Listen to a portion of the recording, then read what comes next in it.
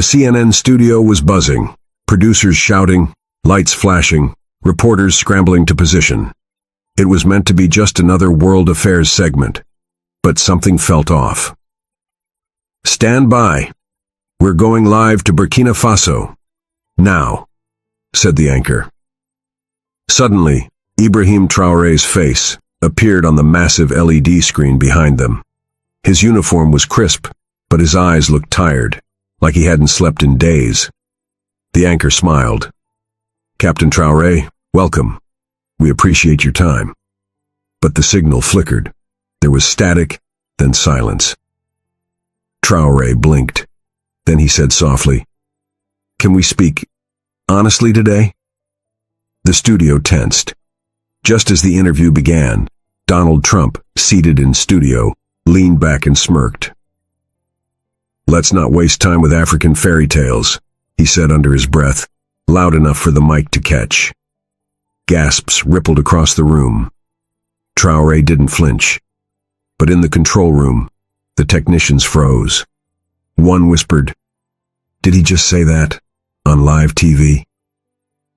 Millions were already watching, but what happened next would make history and break hearts. Not just a political moment, a human one, and no one, not even Trump, saw it coming. For a moment, the entire CNN studio froze. Even the anchor's smile melted. Traoré's image on the LED screen remained steady. He sat quietly, but his chest rose and fell, slowly, controlled. He leaned forward, locking eyes with the camera as if he was looking right at Trump. "Don't speak to me like that," he said. Calm, measured, like a father correcting a child. Trump scoffed and waved a hand. "It's just facts. Nobody even knew where Burkina Faso was before you showed up on TV." Traoré blinked. The silence grew deeper. "I didn't come here to argue," Traoré said. "But if you want truth, we'll speak it." A quiet, eerie tension filled the room. The studio lights flickered slightly as if the room itself was holding its breath. "I lost men last week," Traoré said. "Men who believed in their country more than their own lives. We buried them without medals, without cameras." The anchor tried to cut in. "Captain, let's keep this—" "No," Traoré said louder now. "You don't get to cut me off." He stared through the screen again, through it all, until Trump shifted uncomfortably in his chair. And the world began to listen. Traoré exhaled sharply. His lips trembled, not with fear, but with pain. He removed a folded paper from his jacket pocket. "This," he said, "is the letter you sent our delegation 3 years ago. A promise of aid, food, weapons to fight terrorists." He held it up to the camera. "We received none of it." The studio went dead silent. Even the lights seemed dimmer now. Traoré's voice cracked, but he didn't stop. "My people starved. Children died waiting for food you promised. Villages were burned while you gave speeches about walls." Trump's face stiffened. "That's not true." Traoré's voice turned ice cold. "You're a liar, a fraud, and a coward." There was a collective inhale, like the entire world gasped at once. The anchor couldn't speak. Trump's hands fidgeted. He looked down. A technician in the control room whispered, "Oh my God." Traoré looked directly into the lens. "You came here for attention. I came with the truth. And today, the world will finally hear it." Traoré reached into his jacket again, this time with trembling hands. He pulled out a photo. It was old, faded, edges torn.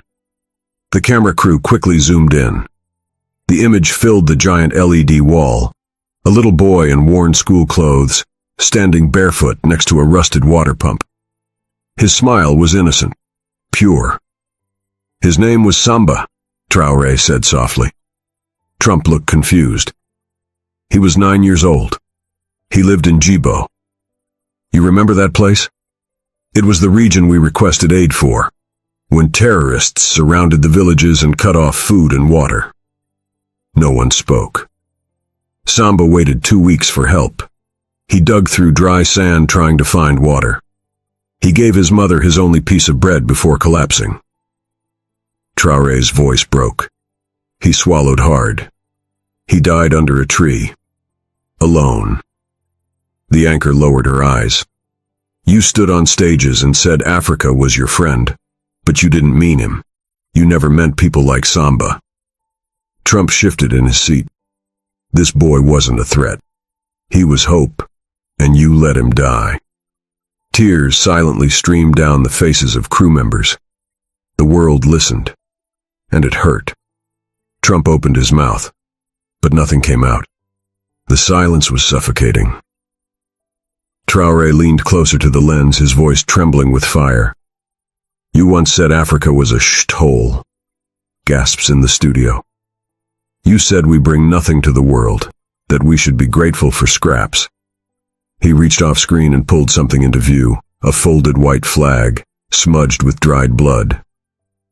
This flag was tied to the leg of a donkey carrying medical supplies. It never made it. They shot the donkey, then they shot the boy beside it. A clip rolled on screen, real footage from Burkina Faso's Sahel region. Dust, screaming, a father carrying a lifeless child wrapped in cloth. No background music, just raw truth. You wanted cameras, Traoré said, locking eyes with Trump. I wanted coffins. For boys who had no names, only numbers. I stood in a tent in Djibo and watched 12 mothers cry without tears left to give. The control room was speechless. But you were golfing, Traoré whispered. Trump's jaw clenched. A bead of sweat slid down his temple. This wasn't politics anymore. It was pain. And millions were feeling it now. Traoré unfolded the letter again, the one Trump had dismissed earlier. He held it up, letting the camera zoom in. You signed it with a flourish, a promise. We stand by our African partners in this historic fight against evil. He paused, then slowly turned the page. But you forgot the last line. The screen cut to a close-up of the letter. This support is subject to our interests being protected and media coverage reflecting our values. The studio went cold. So you wanted praise, photos, TV headlines. You didn't want to help. You wanted applause. Traoré folded the paper, his voice lower now. What kind of man values attention more than human life? Trump scoffed. You think I'm the only one? That's how the world works, Captain. No, Traoré replied quietly. That's how your world works. In mine, when someone dies, we don't ask how many likes they got. The lights dimmed slightly. The studio fell eerily quiet. I didn't come here for a fight, Traoré said. I came to give your conscience a mirror. The image froze, his eyes staring straight at the camera. It pierced every soul watching. Traoré gently folded the letter and placed it on the table beside him. He was quiet for a few seconds. Then he said softly, his name was Ousmane. The screen shifted to a faded picture of a young soldier. Brown uniform, bright, proud smile, barely old enough to shave. He joined our army at 17. He believed in sacrifice, in service. The studio lights dimmed. When we asked for drones to track insurgents, you said it was too expensive. When we asked for medical supplies, you asked for press coverage. Ousmane was shot in the stomach. We had no ambulance, no morphine, just a scarf to hold in the bleeding. Traoré's voice broke. We buried him at midnight. No cameras, no medals, just a prayer in the dark.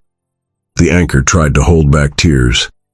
Mr. Trump, while you were tweeting about fake news and golf scores, a mother in Koudougou was washing blood from her only son's boots. You shook hands with generals. I held hands with mothers. Trump looked down at the table. You don't lead with money, Traoré said. You lead with heart. And for the first time, Trump looked unsure. Trump leaned forward, lips tight. This isn't personal, it's politics. I did what was best for my country. Traoré's eyes darkened. Then let me show you what best meant to us. He reached under his desk and pulled out a small speaker. Play it, he said. Static, then a shaky recording. A child's voice.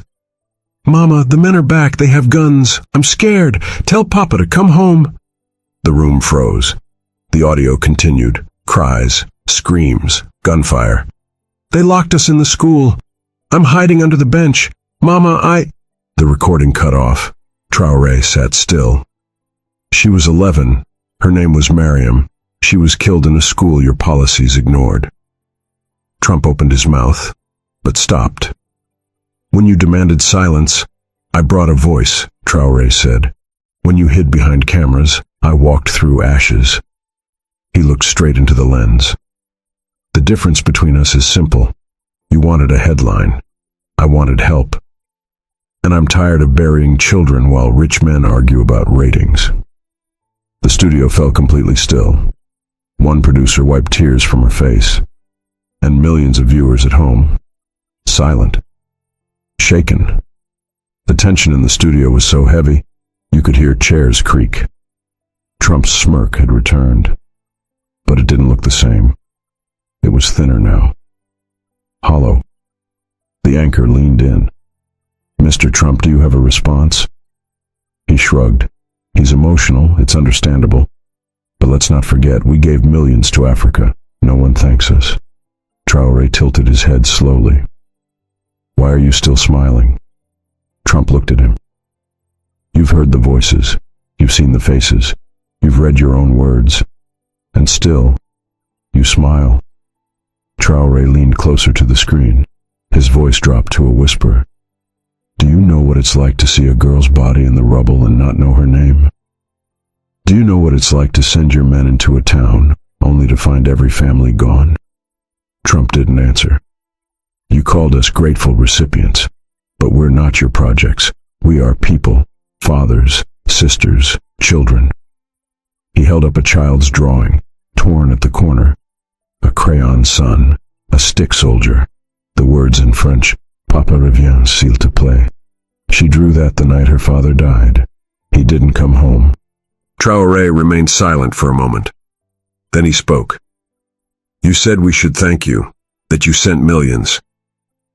He looked toward someone off camera and nodded. Suddenly, CNN's LED wall lit up with never-before-seen footage. A dimly lit hallway inside the U.S. Embassy in Ouagadougou. A former diplomat, face blurred, speaking to a hidden camera. The aid? It never made it. Some was rerouted, some sold. We were told to keep quiet, for national image. Gasps rippled through the studio.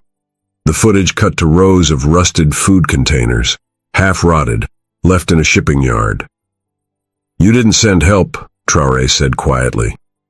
You sent headlines. We got press releases, not medicine. Trump looked stunned for the first time. Your people turned our suffering into politics. Traoré leaned back. So yes, I'm emotional, because I've carried the bodies your country pretended to save. One camera operator was openly crying now. You ask why I speak this way? Because no child should ever die surrounded by boxes that say U.S. aid, but are empty. The audience at home was no longer just watching. They were hurting. The anchor whispered, We've just received a breaking call. A senior CNN producer rushed on set, holding a phone. She whispered something to the anchor, who nodded slowly and turned to the camera. Viewers around the world, we have a surprise guest joining us live. A former U.S. State Department official, anonymous, but cleared for this conversation. The voice came through the studio speakers, calm, nervous. What Captain Traoré is saying is true. Trump blinked hard. What is this? There were internal memos, the voice continued. We had intelligence. We knew extremists were closing in on villages. We had the money, the manpower. But the orders from above were clear. Let them burn. There's no oil there. A piercing silence. I left the department because I couldn't sleep anymore, the voice added, cracking cracking with emotion. The screams from those recordings, I still hear them. Traoré closed his eyes. "You used our pain for your politics," he whispered. "But we remember the names, the faces, the graves." Trump sat back in his chair, expression blank. For once, even he knew. This wasn't about politics anymore. It was about truth. Traoré looked up. "I want to tell you a story. One that never made the news." He stared into the camera. The world watched. A village in northern Burkina Faso was attacked. We arrived too late. The men were gone, but 23 women, mothers, stood in the rain holding photos. Their children, their husbands, their brothers. A photo appeared on screen. Women in muddy dresses, holding up wet, wrinkled pictures. Their eyes told the story, hollowed, tired, broken. They didn't ask for money or revenge. They asked for answers. Traoré's voice cracked again. One woman held up a drawing made by her son, a stick figure holding a flag. She said, "Tell the world we're not animals. We're people, just like them." He looked at Trump. "That woman died from malaria 2 weeks later. We had no medicine." The anchor was crying now, not hiding it. "You smiled in front of cameras, Mr. Trump, but the mothers cried in the rain. And the worst part? They still believed America would come." He whispered the final line. "But America never did." A pause, then silence, then heartbreak. The screen dimmed. Then Traoré said, "I want the world to hear this." He pulled out a battered phone. Its screen was cracked. He placed it beside the microphone and pressed play. "Captain, they're closing in, but we're holding. Tell my wife I love her.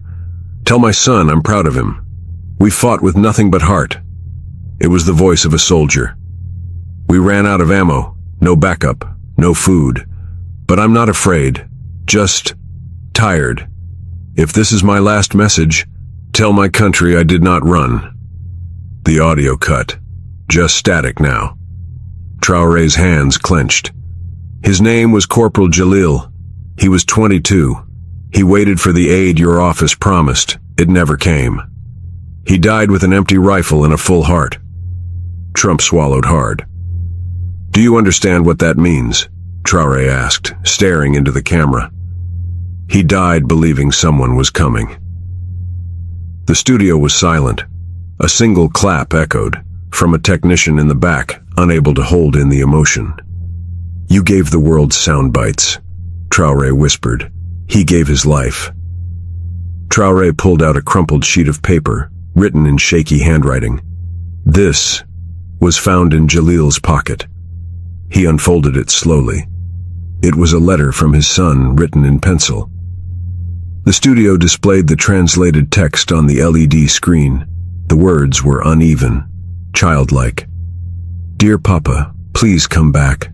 Mama cries too much. I miss you. When you return, I will show you how strong I've gotten. I can lift a big rock now. Love, Aliou." The air in the studio thickened. Even Trump looked away. "Aliou waited at the gate every night for weeks," Traoré said, "until someone told him his father was a hero." He paused. But Aliou didn't want a hero. He wanted his papa. A clip played silently. Aliou standing barefoot outside his home, staring at the road, his face blank, a toy in one hand, waiting. "You think politics is a game?" Traoré said. "For us, it's a graveyard." The anchor placed a hand over her mouth, holding back a sob. "And the cruelest part?" Traoré whispered. "Aliou still sets a plate for him at dinner." The anchor tried to close the segment, but Traoré wasn't done. "Say his name," he said, looking directly at Trump. Trump blinked. "Who?" "The soldier, the father, the man who died waiting for help you never sent." Trump stayed quiet. "Say it," Traoré repeated. "Say his name, Jalil." The silence dragged on. Trump looked visibly shaken now. You can say your own name at every rally. Say his just once. Still, nothing. Traoré turned to the camera. You see, the problem isn't just policy. It's pride and silence, and the refusal to admit that real lives were lost under your watch. A tear slid down his cheek. He didn't wipe it away. The difference between me and him, Traoré said, pointing to Trump, is I carry their names. He carries his own. Trump finally spoke. This isn't fair. No, Traoré cut in. What's not fair is a 5-year-old waiting at a dusty road for a father who will never return. What's not fair is a country bleeding while the world looks away. The screen faded to black, but viewers stayed, frozen, weeping, and waiting for what came next. After Traoré demanded Trump say the name Jalil, the studio was frozen. Producers, anchors, cameramen, even the makeup artist in the corner had stopped breathing. Trump finally spoke, but his voice was weak. I didn't know all this. No one told me. Traoré didn't look away. You were told. You just didn't listen. Trump tried to recover. But the media... Stop. The anchor's voice, trembling but firm, cut in. Everyone turned. She turned her papers over and faced the camera directly. I can't sit here and pretend this is normal anymore. We've aired wars, politics, arguments. But this is different. This is human. Her voice cracked. I've interviewed presidents, but I've never seen someone speak with so much pain and truth. She turned to the control room. Play it again. The room darkened. On the massive screen behind them, Aliou's letter appeared once more. Just that same pencil line. Papa, please come back. The studio cried. Not because it was news, because it was real. Traoré leaned forward again, but his tone changed now. Softer. Broken. There are children still waiting, Mr. Trump. There are mothers who believe the world cares. He paused. But they don't have microphones. They don't have stages. So, I speak for them. Trump stayed silent. For the first time in the broadcast, he had nothing to say. Traoré lifted a small piece of cloth, torn, burnt. This was taken from a girl's dress. She died in her school. He held it gently, like glass. She was only 7. He turned again to the viewers. I know many of you are tired of hearing about Africa. You think it's far away. But humanity has no borders. We don't need your pity. We need your voice. The screen behind him faded into one word in bold white letters. Remember. Because if the world forgets these children, then what kind of world are we even fighting for? The studio lights dimmed, and the silence was louder than any explosion. The interview was over, but nobody moved. Not Trump, not the crew, not the millions watching live. Then Traoré said the final line. You called me a warlord, but I am a father, a son, a soldier who's tired of burying hope. What happens now is not up to me. He pointed toward the camera, straight at the viewer. It's up to you. The screen split into dozens of silent photos.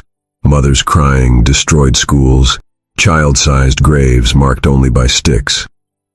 The anchor closed her folder. We'll be back after this break.